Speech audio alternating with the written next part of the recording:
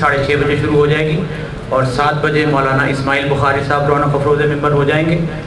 جمیل صاحب نے خواتین و حضرات دونوں سے پابندی وقت کے ساتھ شرکت کی درخواست کی ہے۔ اس کے بعد معمول کی مجلس اس امام بارگاہ میں ٹھیک 8:30 بجے شروع ہوگی، 9 بجے مولانا رونق افروز ممبر ہوں گے، اور کل کی مجلس کے بعد انشاءاللہ شبیہ عالم حضرت عباس علمدار علیہ السلام برآمد ہوگی۔ پرسوں 9 محرم کو شام کو 7 بجے حسن باقر صاحب کے قیام گاہ پر وادی کبیر میں مجلس اعظم مقرر ہے۔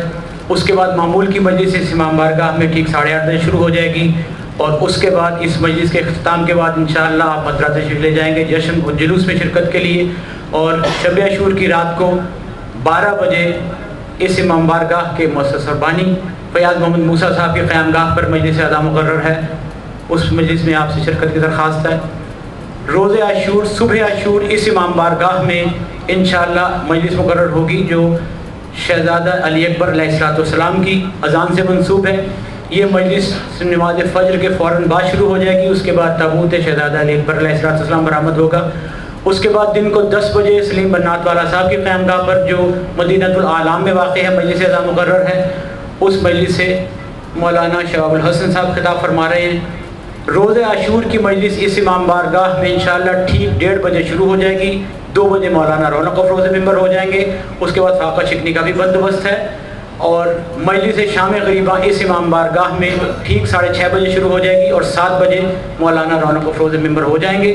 آپ حضرات یہ اعلانات نوٹ فرما لیجئے، اور معمول کی گزارشات کہ یہاں سے نکلتی دفعہ مجلس کے اختتام پر اس دروازے سے بہت بھیڑ کے نہ گزریے، بہت رش نہ کیجیے، اپنی جیبوں کی حفاظت کیجیے، والیٹ ٹیلی فون وغیرہ کی حفاظت کیجیے، اور پارکنگ کے مسائل ابھی بھی ہمارے ساتھ ہیں۔ کل ایک گاڑی کو بلاک کیا گیا تھا کہ جو کسی دوسری گاڑی کے پیچھے کوئی صاحب کھڑے کر کے آ گئے تھے، صاحب جو تھا اگلی گاڑی کے ان کو جلدی جانا تھا، ایمرجنسی تھی، لیکن مجلس کے اختتام تک وہ پیچھے گاڑی والے صاحب نہیں پہنچے اور وہ انتظار کرتے رہے۔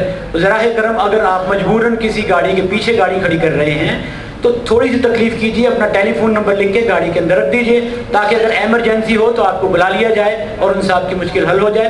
اور ہمارے والنٹیئرز کے درخواست کے مطابق جہاں وہ کہیں گاڑی کھڑی کیجیے، ان کے ساتھ آپ بحث نہ کیجیے، کیونکہ وہ بچے جانتے ہیں بہتر طریقے سے کہ کہاں گاڑی کھڑی کرنے سے مسئلہ ہوگا کہاں نہیں ہوگا۔ براہ کرم ان باتوں کا خیال رکھیے۔ پر محمد و آل محمد صلوات۔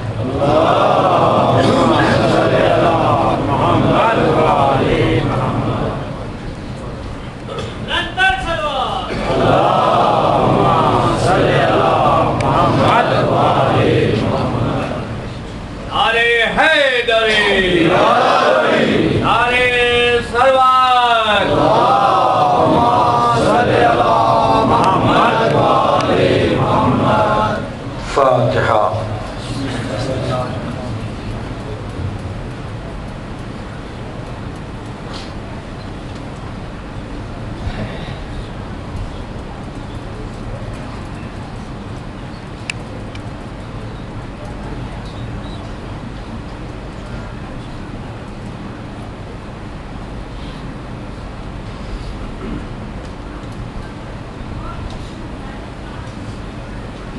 لا حول ولا قوة إلا بالله العلي العظيم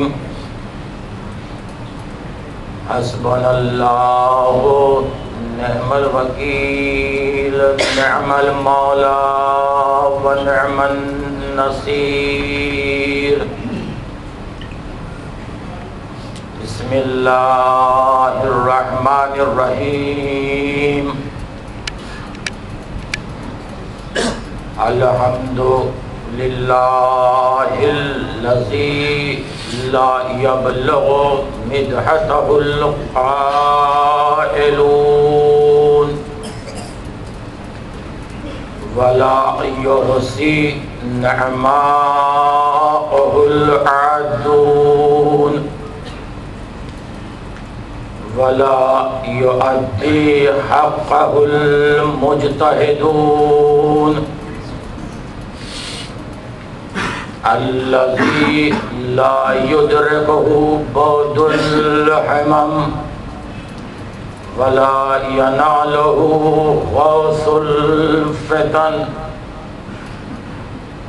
الذي ليس لصفته حد محدود ولا نعت موجود ولا وقت معدود ولا أجل ممدود فطر الخلائق بقدرته ونشر الرياح برحمته ثم الصلاة والسلام النبي الأمي المكي المدني القرشي الهاشمي المطلبي التهامي الذين أذهب الله عنهم الرجس وطهرهم تطهيرا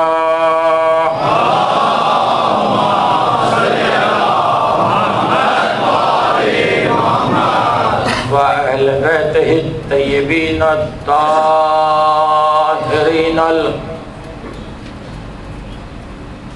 المعصومين المظلومين المنتجبين المنتخبين.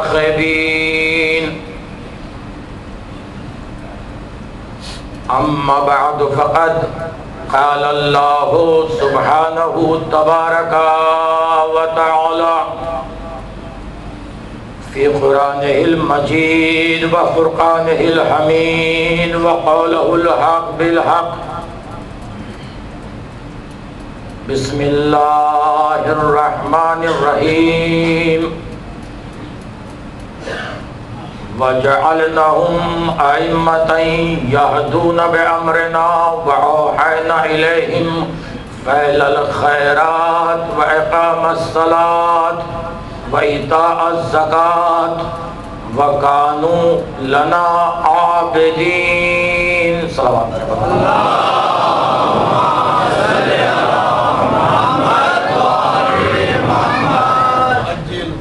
حاضرین گرامی قدر، بہت سے حضرات نے دعا کی التجا کی ہے.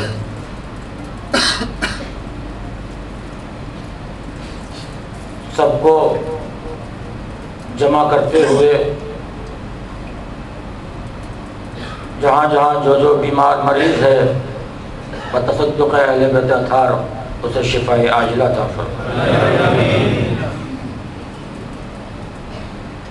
مسلسل ہماری آپ کی گفتگو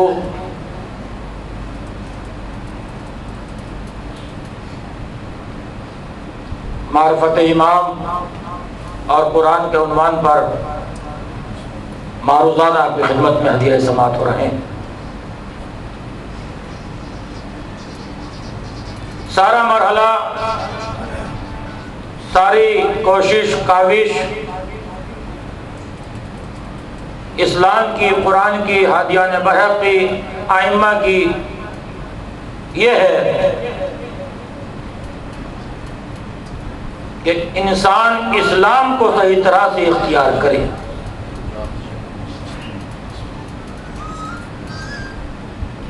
اسلام پر صحیح طرح سے گامزن ہو، اسلام کا پیروکار ہو.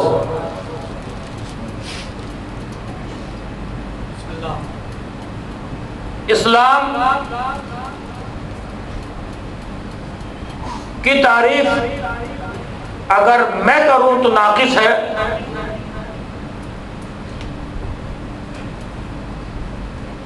اسلام کی تعریف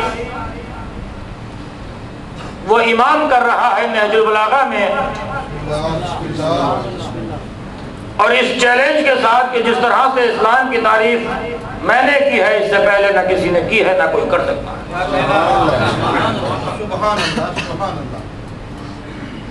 اسلام کیا ہے؟ مولا کے فرمان کو قرآن کی آیت سے متصل کر کے آگے بڑھ جاؤں گا.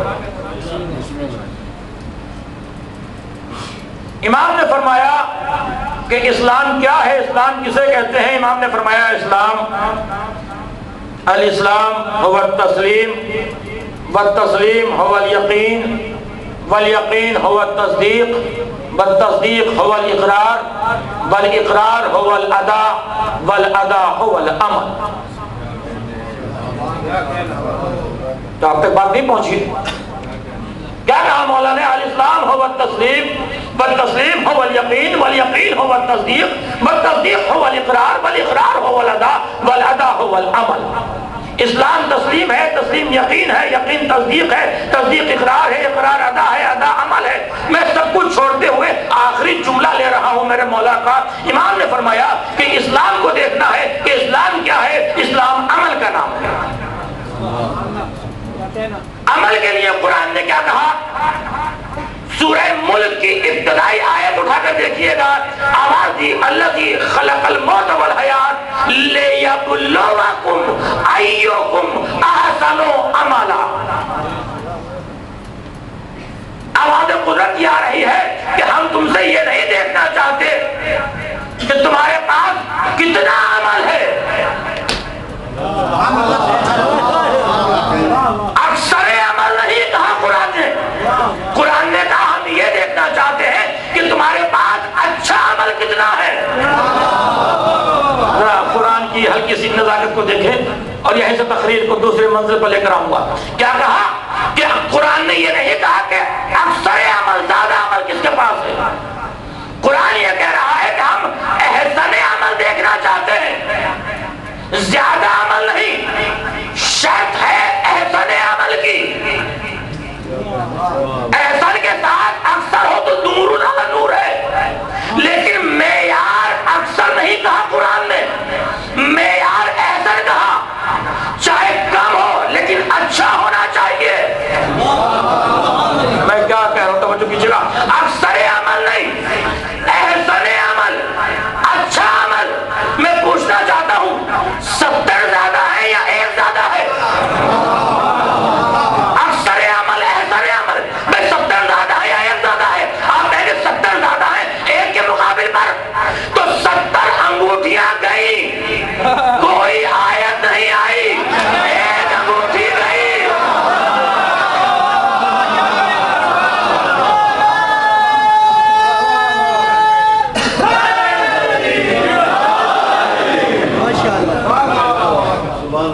آپ کی تقریر شروع ہوگی شاید. ارے مومنین اکرام 7527 7527 پجیرو گاڑی ہے جو دوسری گاڑیوں کو رکاوٹ دے رہی ہے یا کوئی اور تکلیف کر رہی ہے. آپ حضرات خواتین یا حضرات میں سے کسی کی بھی گاڑی ہے لے لیجیے وہاں سے. 7527 پجیرو کار پر محمد و آل محمد صلوات.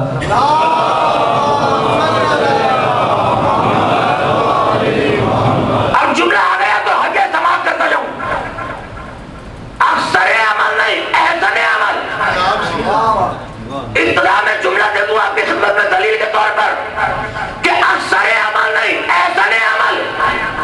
لشکر یزید میں رہ کر زندگی بھر نمازیں پڑھے جاؤ، روزے رکھے جاؤ، حج کیے جاؤ، کچھ نہیں ہوگا. حسین کی بارگاہ میں ٹھر کر قربان ہو جاؤ.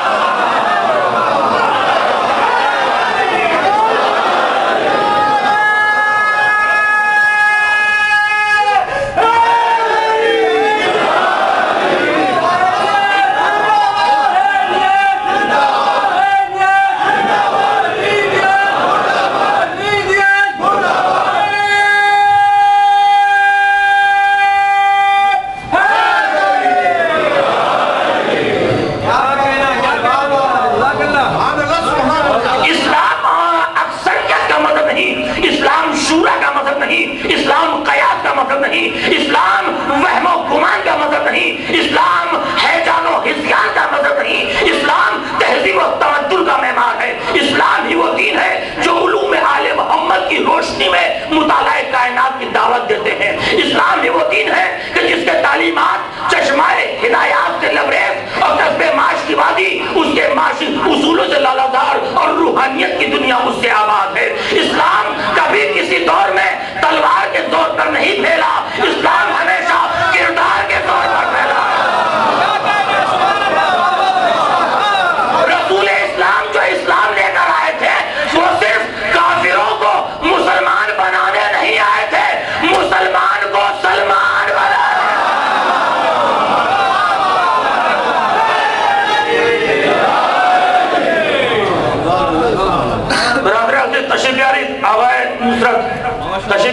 ممنون حضرت مشمول تشریف آوردی.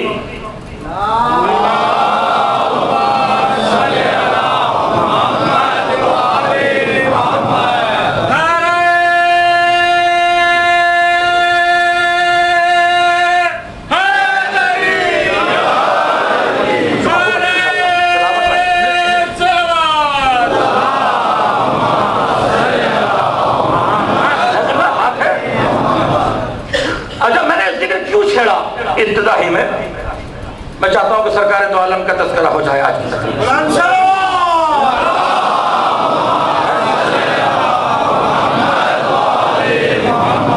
لیکن جس معیار پر سنتے ہیں اسی معیار پر آپ کو سننا ہوگا. عرب کا وہ جاہل ماحول، تاریک ماحول، ظلمت کدہ ماحول، ایسے میں اللہ کا رسول آیا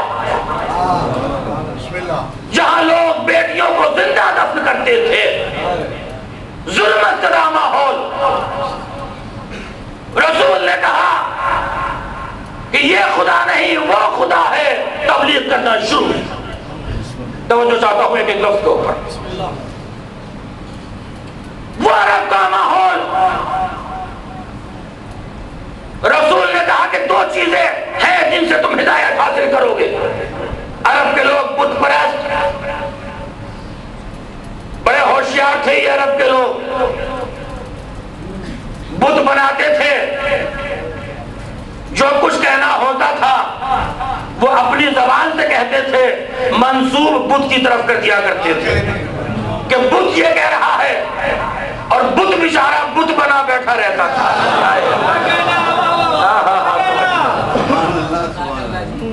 نبی نے بھی دو چیزیں چھوڑی، ایک بولنے والی اور ایک خاموش. کیا کہہ رہا ہوں؟ نبی نے دو چیزیں چھوڑی، ایک بولنے والی ایک خاموش. تو بت پرستی کی عادت نے کہلوا دیا ہمیں نہ بولنے والی کافی ہے.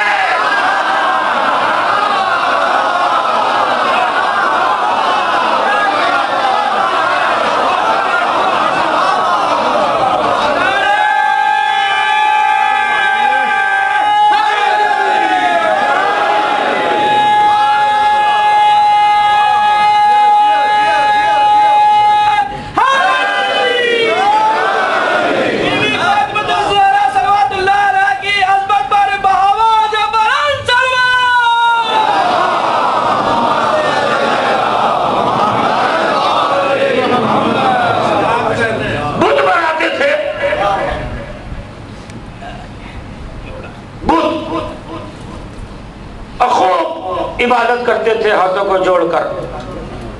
بڑے ہوشیار تھے. تاریخ میں ہے کہ یہ حلوے کے بت بنایا کرتے تھے. جب ذوق عبادت بے چین کرتا تھا تو خوب عبادت کرتے تھے، اور جب بھوک لگتی تھی تو بھگوان کو اٹھا کر میدے کے مندر میں ڈال کر شانتی پراپت کر لیا کرتے تھے.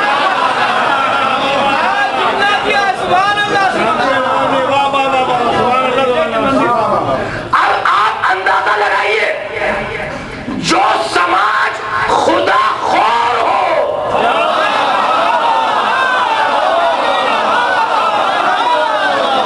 آدم خور سنا ہوگا آپ نے. جو سماج خدا خور ہو اسے خدا پرست بنانا کتنا مشکل کام ہے. اور یہ بھی یاد رکھیے کہ جو قوم خدا کو کھا کر ڈکار نہ لے، اگر فضا ختم کر جائے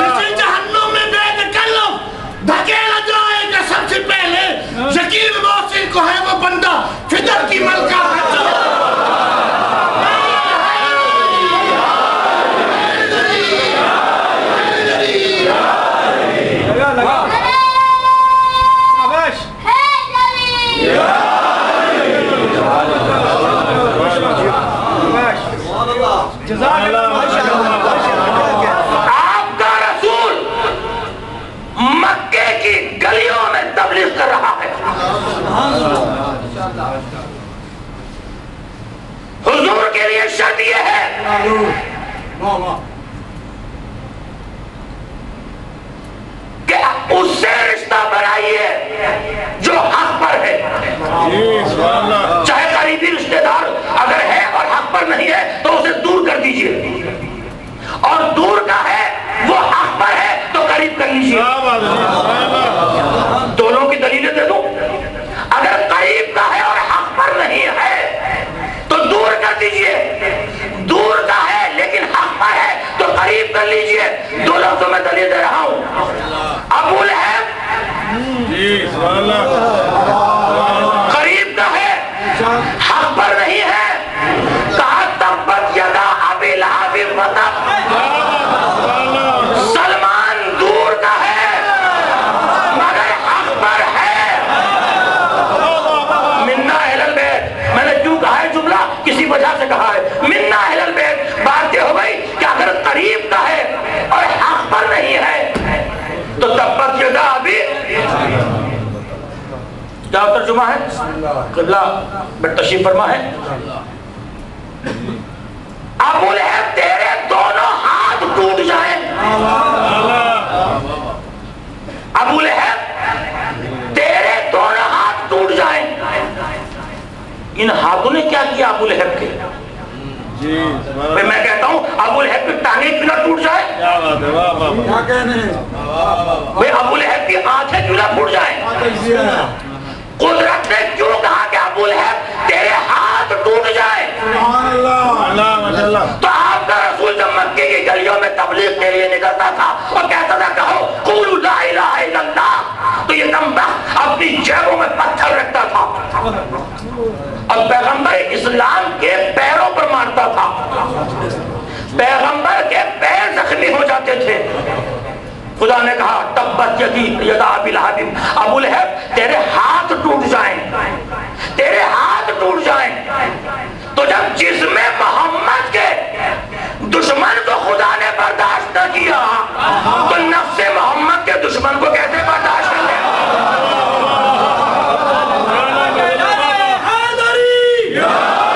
اب جملہ سنو, میں نے یہ کیوں کہا. اگر خونی رشتہ ہے ابو لہب سے, خونی رشتہ ہے, تو جب خونی رشتہ رکھنے والا دشمن محمد ہونے کی وجہ سے نہ بچ سکا تو رشتہ جوڑنے والے کیسے بچے؟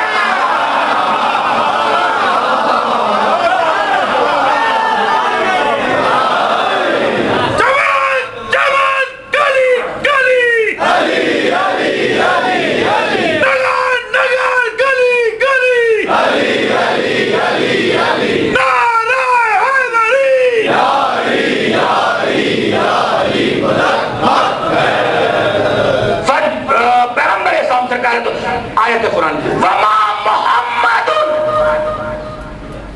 الا رسول. بسم اللہ. پوری ذمہ داری کے ساتھ ترجمہ کر رہا ہوں. محمد تو کچھ ہے ہی نہیں سوائے رسول کے. پروردگار یہ کیا کہہ رہا ہے کہ محمد کچھ نہیں ہے سوائے رسول کے. عبداللہ کا لال ہے, آمنہ کا لقب جگر ہے, ابو طالب کا بھتیجا ہے, ازواج مطہرات کا شوہر ہے. سب سے رشتے توڑ کر اللہ نے اپنے آپ سے رشتہ جوڑا. ایسا محمد جو کچھ نہیں ہے, صرف رسول ہے. اگر بیٹی کے آنے پر کھڑا ہو جائے تو باپ کھڑا نہیں ہوا, رسالت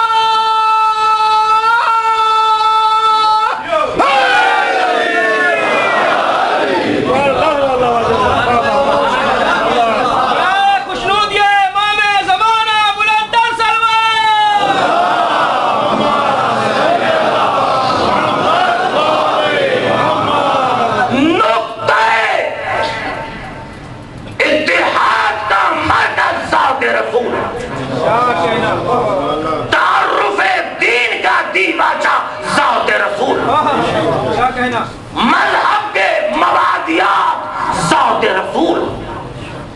ہم رسول ہے تو خدا کو جانتے ہیں, رسول ہے تو قرآن کو جانتے ہیں. رسول نے کہا خدا ہے, ہم نے نہیں دیکھا مگر مانا. رسول نے کہا کوثر ہے, ہم نے نہیں دیکھا مگر مانا. رسول نے کہا جنت ہے, ہم نے نہیں دیکھی مگر مانا. رسول نے کہا قیامت آئے گی, ہم نے نہیں دیکھا مگر مانا. یعنی جو رسول بتاتے گئے ہم نے نہیں دیکھا, مانتے چلے گئے. اب جس کو رسول سوالات کے مجمع میں غدیر میں دکھائے,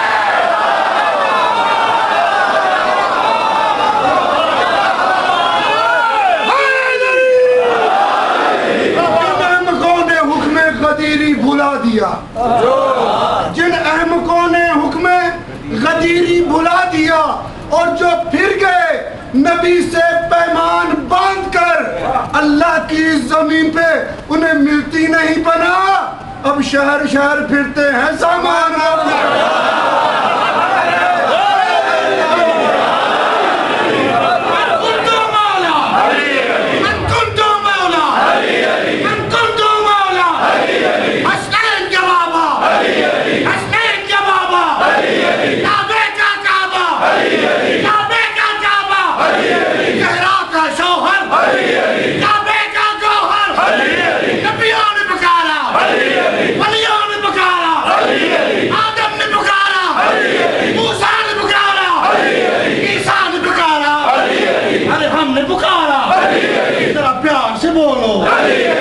پیار سے بولو, ذرا اگلے بولو, ذرا پچھلے بولو, ارے آخری بولو, ارے آخری بولو, ذرا پیار سے بولو, ذرا دھیرے دھیرے, ذرا ہولے ہولے, ذرا ہولے ہولے, للکار کے بولو, للکار کے بولو, للکار کے بولو, آپ بھی بولیں.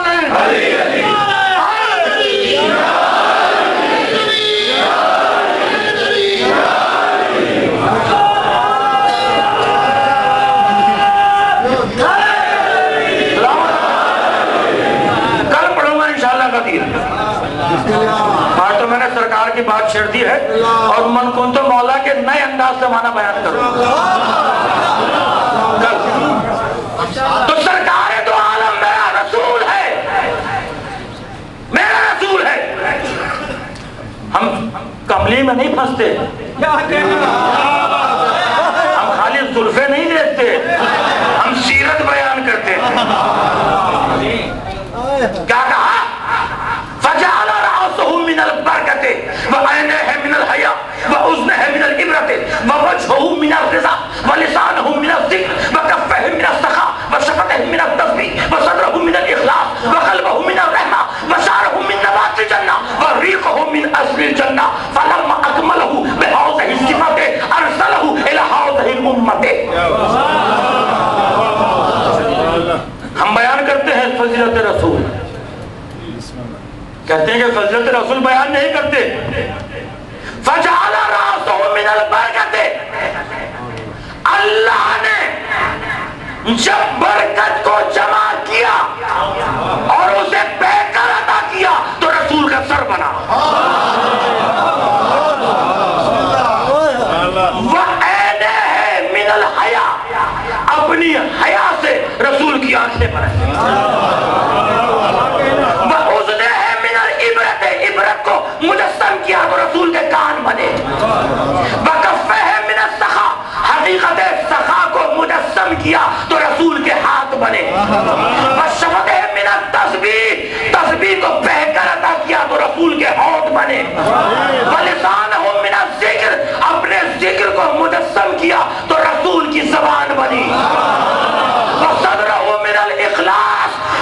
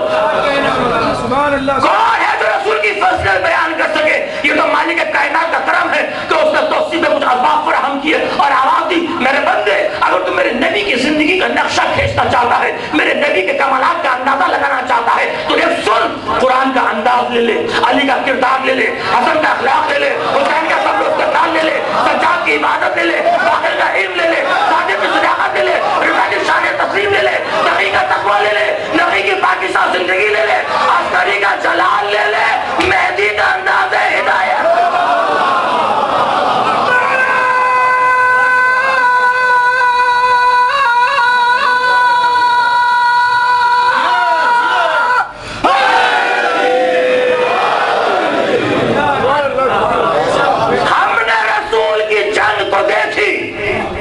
مگر رسول کو لڑتے ہوئے نہیں دیکھا. رسول کی صلح دیکھی مگر صلح نامہ لکھتے ہوئے نہیں دیکھا. اور جب زندگی خطرے میں آئی تو بستر کو بچھاتے تو دیکھا.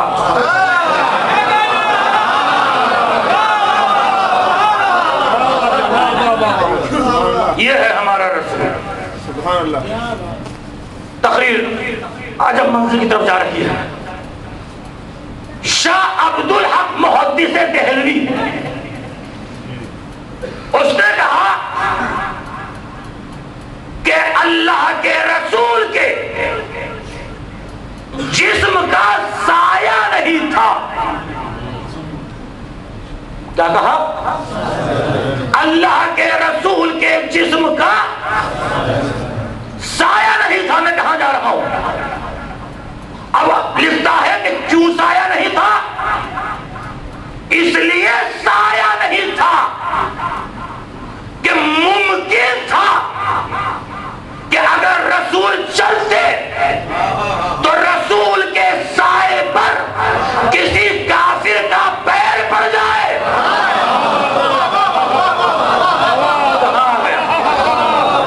ممکن تھا کہ رسول کے سائے کے اوپر کسی کافر کا پیر پڑ جائے. لہذا خدا کو یہ گوارا نہ ہوا کہ رسول کے سائے کے اوپر کسی کافر کا پیر پڑے. میں کہنا چاہتا ہوں اے عظمت رسول کے سمجھنے والے شفاعت، جو خدا یہ گوارا نہیں کر سکتا کہ سائے پر کسی کافر کا پیر پڑے، کیا خدا گوارا کر سکتا ہے کہ مجسم رسول کو کسی کافر کی آغوش میں دے دے؟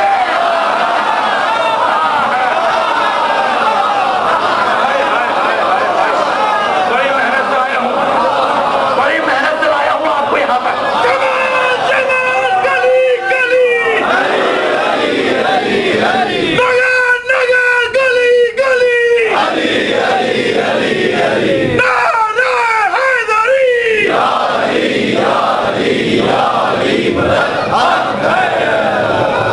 صحیح بخاری نے لکھا کہ اللہ کا رسول ایک قبرستان سے جا رہا تھا.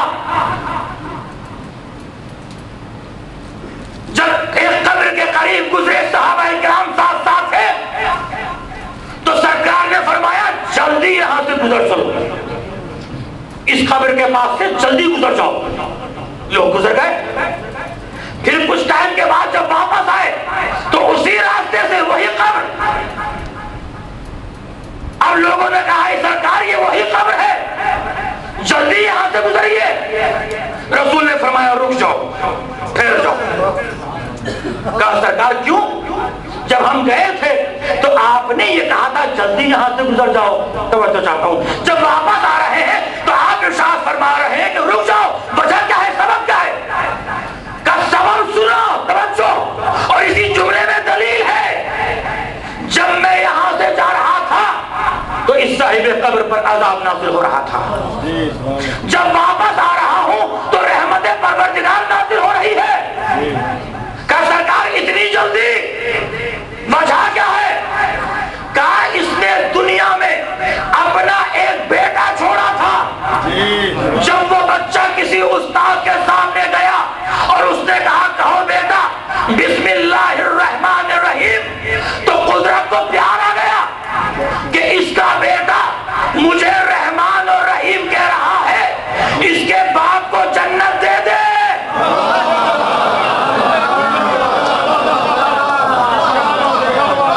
مالک میں تجھ سے پوچھتا ہوں کہ اگر ایک گنہگار خاطی انسان کا بیٹا صرف رحمان اور رحیم کا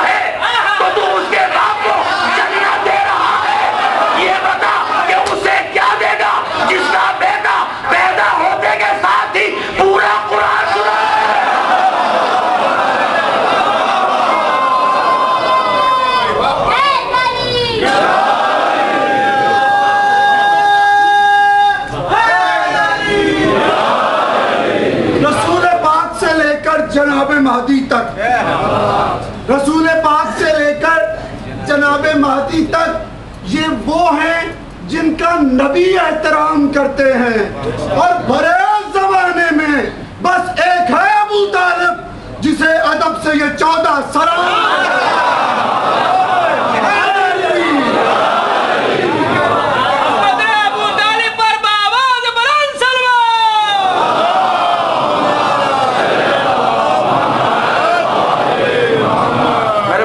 میرے ذہن کو موڑ دیا. یہ 14 ہیں جو ادب سے ابو طالب کو سلام کرتے ہیں. باپ ہے نا، باپ ہے نا. آؤ قرآن، فلا اقسم بہذا البلد وانت حل بہذا البلد ووالد وما ولد لقد خلقنا الانسان فی کبد لقد خلقنا الانسان فی احسن تقویم. قدرت آواز دے رہی ہے کہ میرے نبی یہ مکہ لائق قسم نہیں ہے، مگر چونکہ آپ اس میں ہے اس لیے لائق قسم ہے. ووالد وما ولد، اور مجھے قسم ہے ایک باپ کی.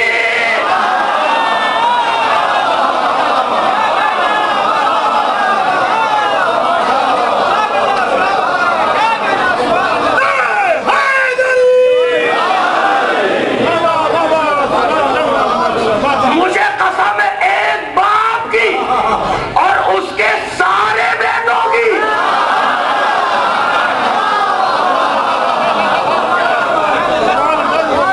ایک باپ کی قسم اور اس کے سارے بیٹوں کی قسم. یہاں فضیلت اہل بیت اطہار سامنے آئی، مفسر کا قلم چلا کہ یہاں باپ سے مراد آدم ہے، بیٹوں سے مراد آدم کے بیٹے.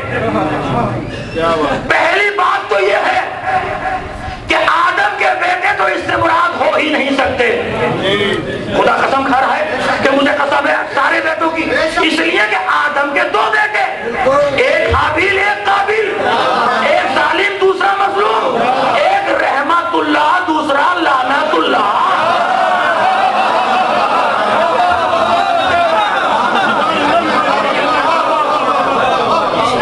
بھائی آدم کے بیٹے تو لائق قسم ہو نہیں سکتے. ارے جاؤ کائنات نبوت میں ایک نبی ایسا دکھا دو جس کے سارے بیٹے لائق قسم ہو، یا پھر مانو اس باپ کو جس کا پہلا بیٹا علی وہ بھی لائق قسم، دوسرا بیٹا حسن وہ بھی لائق قسم. 12 تک آ جائیے سب لائق قسم مل جائیں گے.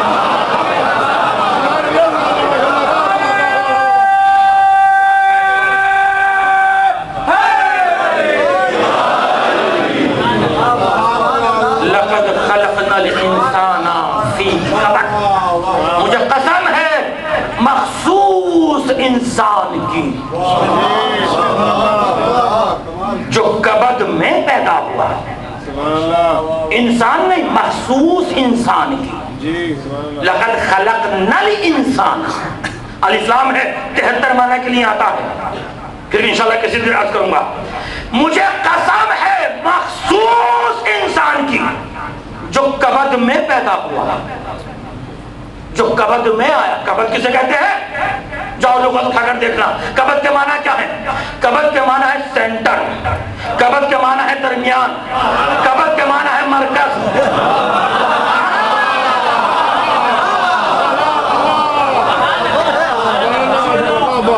کبد کے معنی مرکز، سینٹر، درمیان. میں پوچھنا چاہتا ہوں کہ اس پوری زمین کا مرکز کیا ہے؟ بڑی علمی بات تھی جو آج آپ تک پہنچے. بھائی اس پوری زمین کا سینٹر کیا ہے؟ جب آپ نقشہ اٹھا کر دیکھیں گے تو اس زمین کا مرکز ملے گا خانہ کعبہ. اللہ فرما رہا ہے کہ میں نے مخصوص انسان کو کبد میں پیدا کیا. بات کہاں سے تھی جناب ابو طالب علیہ السلام کی؟ انیتا رائے غیر مسلم ہے، اسلام پر اس کی ریسرچ ہے. اسلام پر ریسرچ کرنے کے بعد اس نے کتاب لکھی. ثانیہ زہرا سلام اللہ علیہا کے اوپر ایک کتاب لکھی.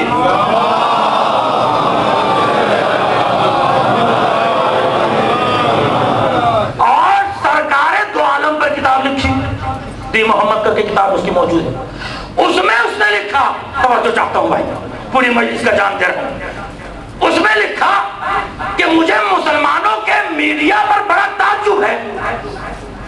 کیا کہا کہ مسلمانوں کے میڈیا پر جب میں ریسرچ کرتی ہوں، تحقیق کرتی ہوں تو بڑا تعجب ہے، اس لیے کہ مسلمانوں نے اپنی کتابوں میں لکھا کہ جب رسول کے چچا ابو طالب کا آخری وقت آیا، سب نے اس بات کو لکھا ہے، تو رسول بند کمرے میں چچا کے پاس آئے اور کان میں کہا چچا کلمہ پڑھ لیجئے.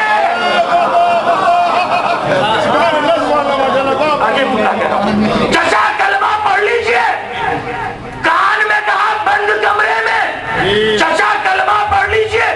وہ کہتی ہے مجھے بڑا تعجب ہے جو مسلمانوں کے رسول نے بند کمرے میں کان میں کہا، وہ تو سب نے سن لیا، اور جو کھلے میدان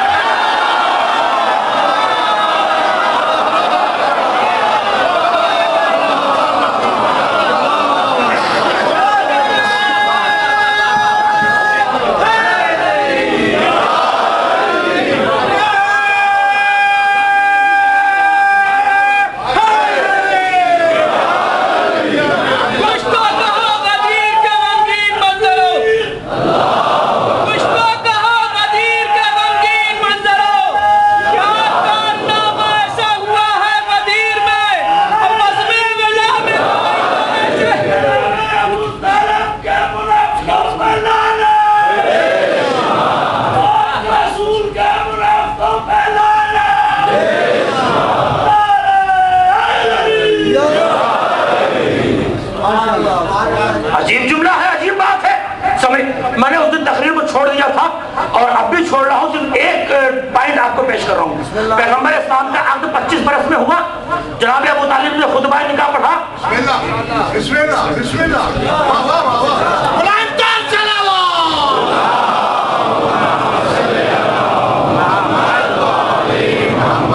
خطبہ نکاح میں کیا پڑھا؟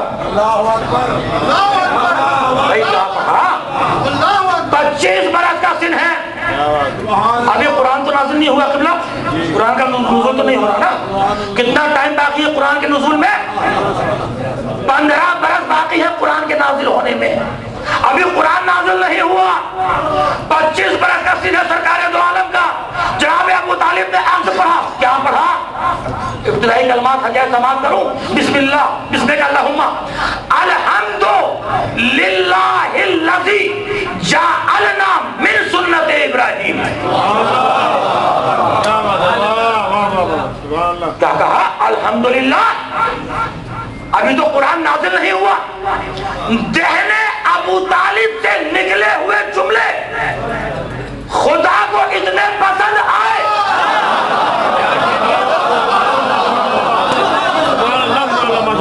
کہ قرآن کا جز بنا دیا.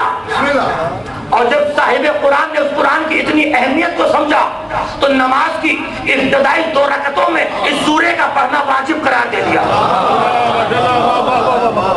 کبھی آپ نے سوچا ہے کہ سورہ الحمد کا نماز کی ابتدائی 2 رکعتوں میں پڑھنا واجب کیوں ہے؟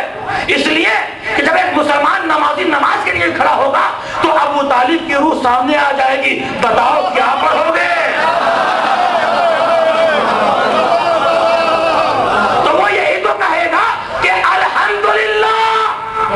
ابو طالب مسکرا کر آواز دیں گے میں نے قرآن نازل ہونے سے 15 برس پہلے کہا اور تم اب کہہ رہے ہو. دیکھو میرا قصور کیا ہے، توجہ چاہتا ہوں، قصور کیا ہے. ابو طالب آواز دیں گے اگر میں محمد کے آرام کے لمحات میں ساتھ رہتا اور سختی کے موقع پر دور چلا جاتا تو لوگ مجھے پکا مسلمان لکھ دیتے.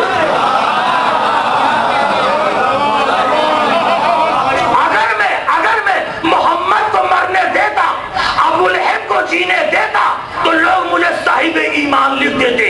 میرا تو بس ایک ہی قصور ہے، محمد کو مرنے نہیں دیا، ابو لہب کو جینے نہیں دیا.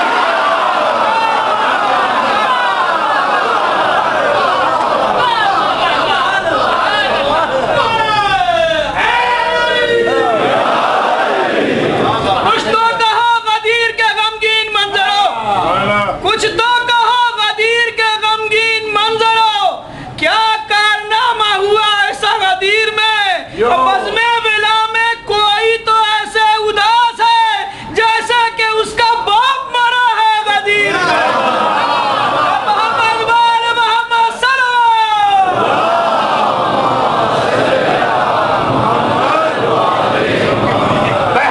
شکر خدا ادا کرنا چاہیے، ہمیں شکر خدا ادا کرنا چاہیے کہ ہمیں فرش اعضا جیسی دولت ملی ہے۔ ہم جتنا بھی شکر ادا نہ کریں اتنا کم ہے۔ الحمدللہ۔ شکر خدا۔ اب بات پھر آگئی ایک جملہ، شکر ہوتا کب ہے؟ بھیا شکر کب ہوتا ہے؟ قرآن اٹھا کر پڑھیے، اللہ نے ہر ایک سے کہا کہ تم میرا شکریہ ادا کرو۔ آدم نے کہا یا اللہ تیرا شکریہ، نوح نے کہا اللہ شکریہ، داؤد، موسیٰ، عیسیٰ سب نے کہا یا اللہ تیرا شکریہ۔ سب نے کہا یا آپ بھی، اللہ بھی کہتا ہے کہ شکر کرو گے تو زیادہ دوں گا، کفر کرو گے تو عذاب خدا میں مبتلا کر دوں گا۔ شکر کب ہوتا ہے؟ بھئی جب کوئی چیز ملتا، آپ کھانا کھانے کے بعد کہتے ہیں یا اللہ تیرا شکر ہے، تو سب کے اوپر واجب کہ اللہ کا شکریہ ادا کرے۔ سورہ دہر 29واں سورہ اٹھا کر دیکھ، وَكَانَ سَعْيُكُمْ مَشْكُورًا، اللہ کہہ رہا ہے میں اہل بیت تمہارا شکریہ ادا کر رہا ہوں۔ نہیں، ابھی بات نہیں آئی۔ یا اللہ یہ لوگ حسد میں مر جائیں گے، تو اہل بیت کا شکریہ ادا کر رہا ہے، کہ یہ تو دیکھو شکریہ ہوتا کب ہے؟ جب آدم کے لیے رزق ادھر سے آیا، شکریہ ادھر سے گیا، نوح کے لیے رزق ادھر سے آیا، شکریہ ادھر سے گیا، ابراہیم کے لیے رزق آیا، شکریہ ادھر سے گیا، تو طے ہو گئی نا بات کہ آسمان سے آنے والے کا نام رزق ہے، زمین سے جانے والے کا نام۔ بس جب تک یہ ہوتا رہا کہ آسمان سے رزق آتا رہا، شکریہ ادھر سے جاتا رہا، اہل بیت عجیب بندے تھے، انہوں نے روٹیاں ادھر سے ادھر۔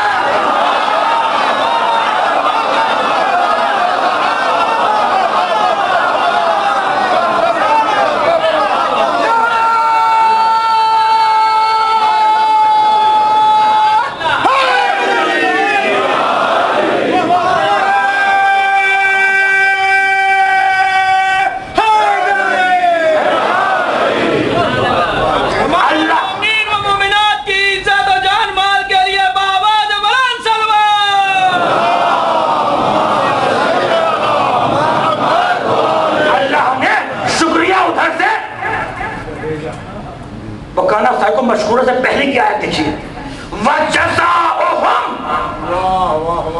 بِمَا صَبَرُوا جَنَّةً وَحَرِيرًا۔ اہل بیت میں نے تمہیں جنت جزا میں دے دی۔ جزا دو لفظ ہوتے ہیں عربی میں، ایک ہوتا ہے عطا، ایک ہوتا ہے جزا۔ عطا کسی سے خوش ہو کر کچھ بھی دے دینا، عطا کر دیا، جاؤ دے دیا۔ جزا محنت کے اوپر جو اجرت ہوتی ہے اسے کہتے ہیں جزا۔ نہ کہہ گیا یا اہل بیت کی روٹیوں کی اجرت جنت کے علاوہ اور کچھ تھی ہی۔ بھئی جنت تو ہو گئی اہل بیت اطہار کی، ہے کسی کو شک ہے؟ حق کے تصرف ہے، جسے چاہے اسے دے دے، حق کے تصرف ہے۔ آپ کو جانا ہے جنت میں یا نہیں جانا؟ آپ کہیے جنت میں تو بیٹھے ہی ہیں۔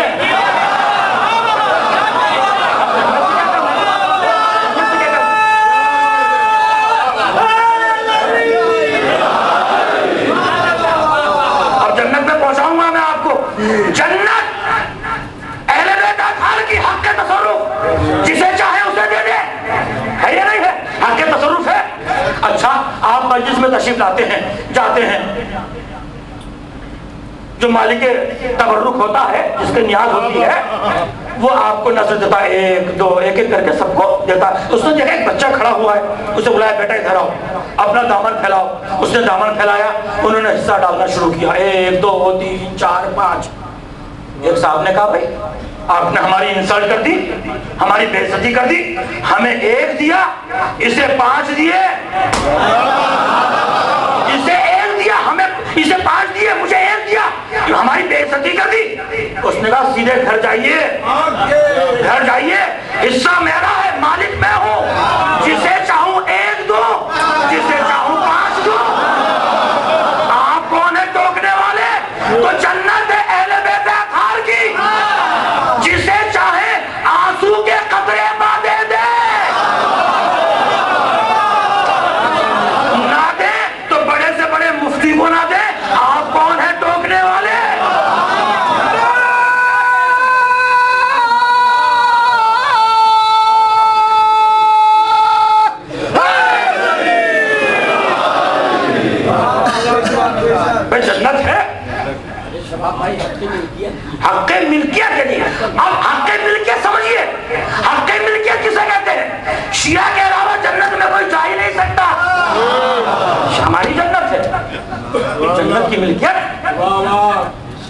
آپ کہیں گے بھی کیسے کہہ دیا؟ اچھا ایک بات اور غلط فہمی نکال کے جائیے گا کہ جس وقت جنت خریدی جا رہی تھی اس وقت سرکار دو عالم تشریف فرما نہیں ہے. میں کیا کہہ رہا ہوں؟ میں کچھ کہہ رہا ہوں. سرکار بدر میں ساتھ، احد میں ساتھ، خیبر میں ساتھ، خندق میں ساتھ، اور جب جنت خریدی جا رہی ہے کہا خریدنے دو، خریدنے دو ان کو، میں نے ہی تو بنایا ہے الحسن والحسین سیدہ شباب اہل جنہ. سرکار آپ آئے کیوں نہیں؟ 3 دن احتیاط دیکھیے، 3 دن کا مصلحت میں سمجھ رہا ہوں. جب محشر برپا ہوگا تو کچھ لوگ پاجامہ اٹھائے ہوئے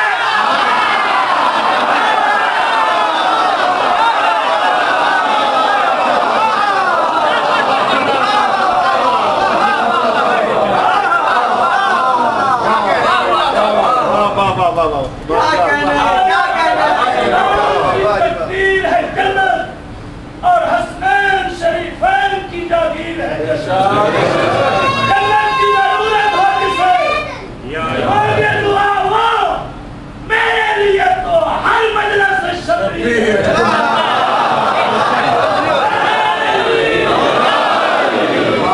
جب محشر برپا ہوگا تو دوڑیں گے جنت کی طرف جانے کے لیے، جنت جنت جنت جنت.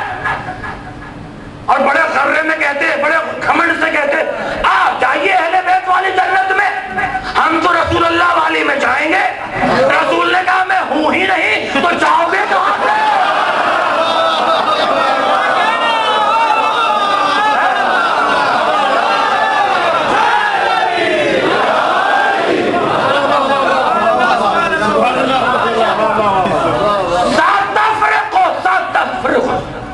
ستفرق امتی علی ثلاثۃ سبعین، میری امت کے 73 فرقے ہوں گے، کلہم فی النار، سب کے سب الا فرقہ، مگر ایک فرقہ جنت میں جائے گا.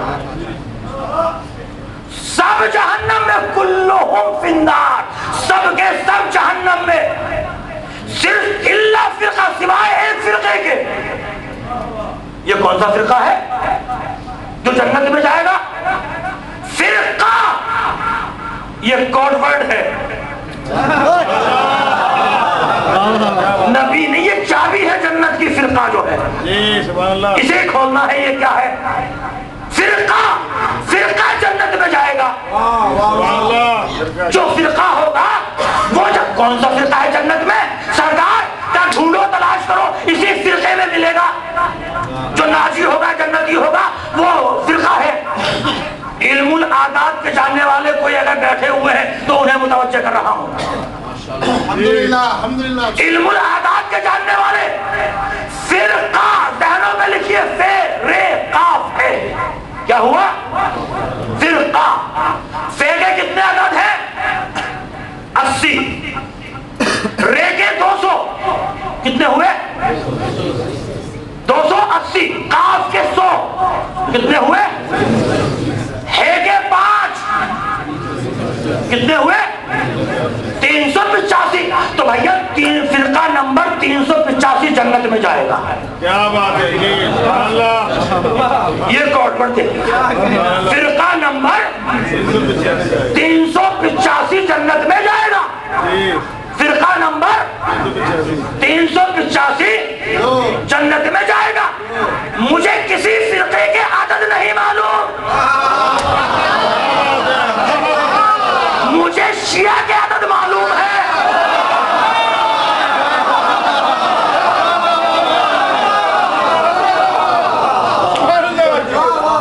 فرقہ نمبر کتنا ہے جنت میں؟ 385. شیعہ کے عدد کتنے ہیں؟ شین کے 300، یہ کے 10، 300، این کے 70، ہے کے 5.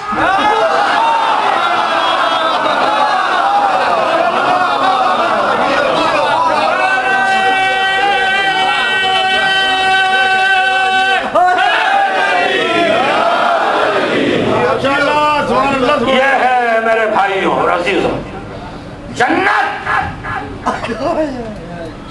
ہمارے سارے اعمال کی جزا اہل بیت کی ایک ضربت کا سوا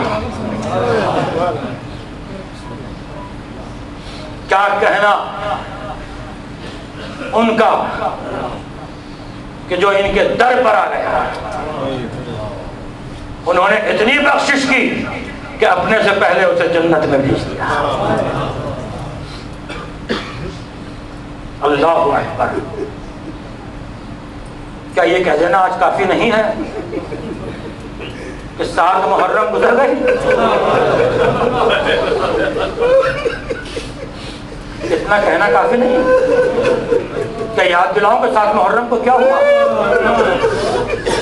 7 محرم کو خیام حسینی پر پانی بند ہو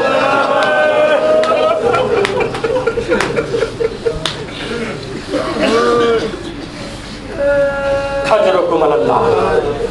دیکھیے جو زائر بھی کربلائے معلیٰ جاتا ہے اس سے آپ کی کیا فرمائش ہوتی ہے؟ آپ کیا کہتے ہیں اس سے کہ بھائی کربلا سے ہمارے لیے کفن لیتے ہیں. میں بڑا سوچتا تھا اس جملے کو کہ کربلا ہی سے کفن کیوں منگایا جاتا ہے؟ نجف سے کفن کے لیے فرمائش کیوں نہیں ہوتی؟ کاظمین سے کفن کیوں نہیں منگایا جاتا؟ 2 امام ہیں. یہ کیوں کہا جاتا ہے کہ کربلا سے کفن لیتے ہیں؟ اس لیے کہ نجف میں جو امام سو رہا ہے اسے کفن دیا گیا.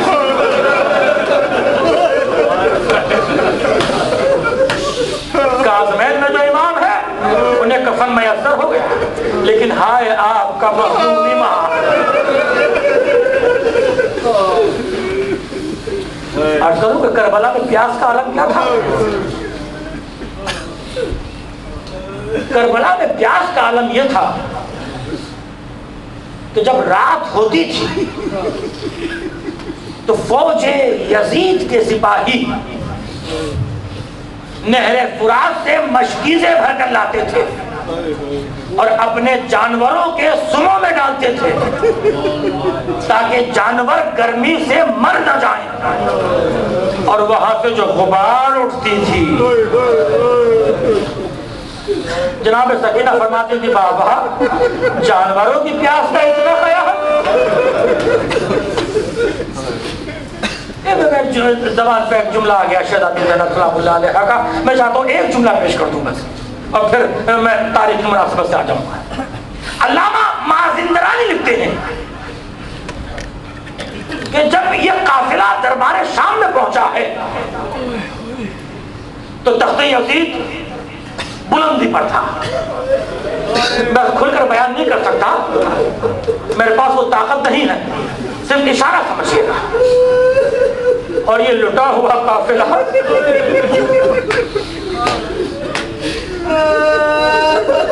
سید سجاد کے ہاتھوں میں ہتکڑیاں، پیروں میں بیڑیاں.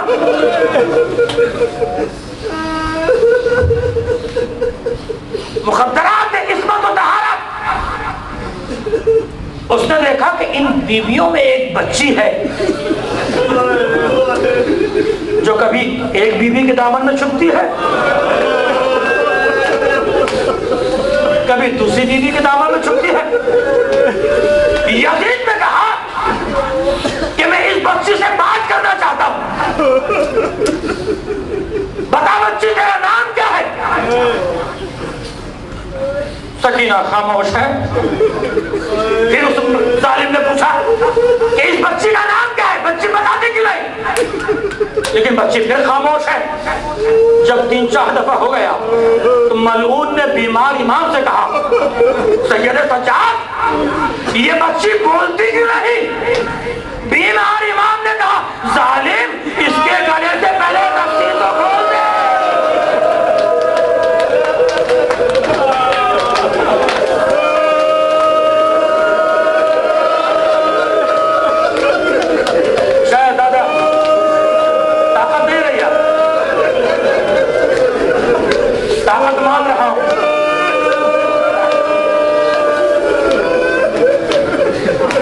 آپ کا بیمار امام جب تک زندہ رہا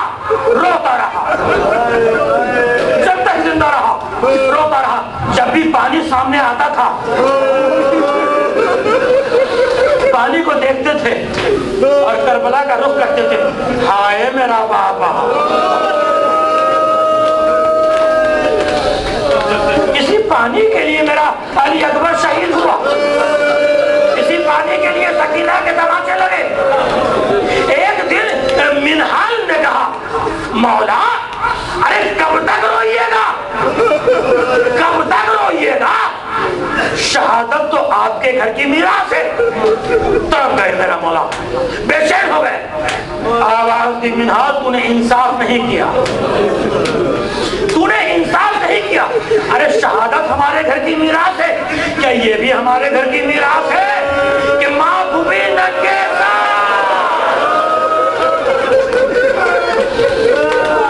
تماشائیوں کا مجمع منادی ندا دے رہا ہے, یہ زینب سے پہچانو. خدا نوجوانوں کی جوانی میں سلامت رکھے. میں آپ سے پوچھنا چاہتا ہوں, خدا نہ کرے کہ آپ کے سامنے کوئی دشمن آپ کی ماں اور بہن کے سر سے چادر چھین لے. آپ کے دل پر کیا گزرے گی؟ ذرا بیماری ماں کو دیکھیے.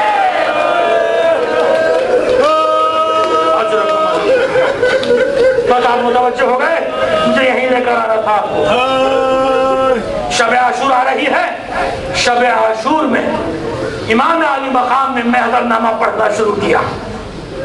علی اکبر شہید ہوں گے, عباس کے شان قلم ہوں گے, اور محمد شہید ہوں گے. ایک ایک کی شہادت امام بیان فرماتے رہے, لیکن قاسم کا نام نہیں آیا. میں نے کہا زیادہ نہیں پڑھ سکتے, پہلے ایک روایت سن لیجیے, ایک روایت سن لیجیے. مہدی نام کا ایک ذاکر بڑا معروف کربلا کا, اس نے 7 محرم کو نماز فجر کے بعد امام عالی مقام کی ذریعہ مقدس کو پکڑ کر جناب قاسم کے مصائب پڑھے. بڑا گریہ ہوا, وہ اپنے گھر آ کر سو گیا. سید تھا, خواب میں شہزادی کو دیکھا. شہزادی نے فرمایا, مہدی ارے میرے قاسم کے مصائب ذرا دم بڑھا کر.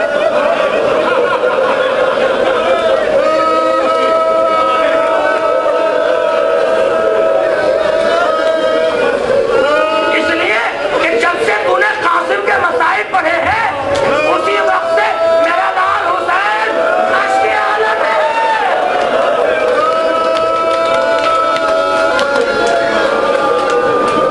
ذرا سوچئے کہ قاسم جیسا بھتیجا, حسین جیسا چچا, لیجیے میں نے سب کچھ چھوڑا.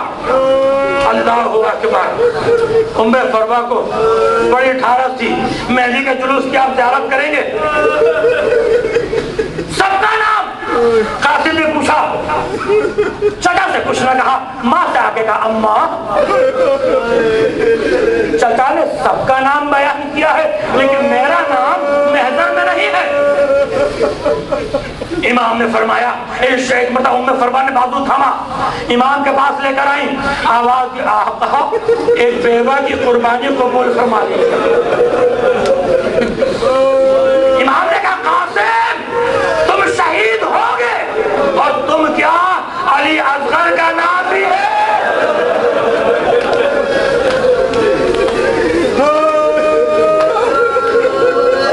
قاسم نے کہا, کیا اشقیاء خیموں میں گھسائیں گے؟ کہا نہیں, بلکہ میں خود علی اصغر کو لے کر جاؤں گا. بس عزیزوں, میں نے مجلس کو تمام کیا. قاسم میدان میں آئے, ایک جملہ دے رہا ہوں, جب یاد آئے روئیے گا. آخری وقت میں سلام کیا, معذر گرامی میرا آپ پر آخری سلام ہو. اب جملہ سن لیجئے, کربلا میں جو شہید بھی گھوڑے سے گرا, اس کی لاش اس کی شہادت کے بعد گھوڑوں کی ٹاپوں سے پامال ہوئی.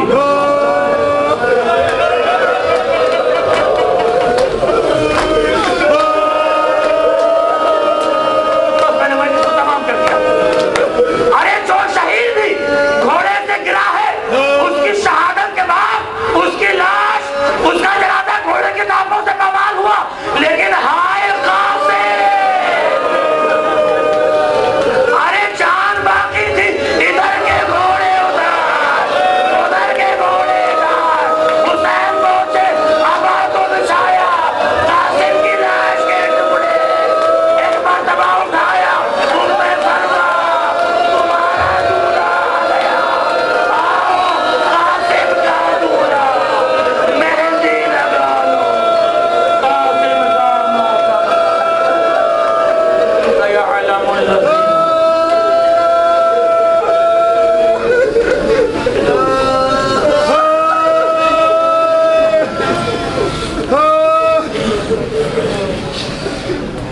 اللہ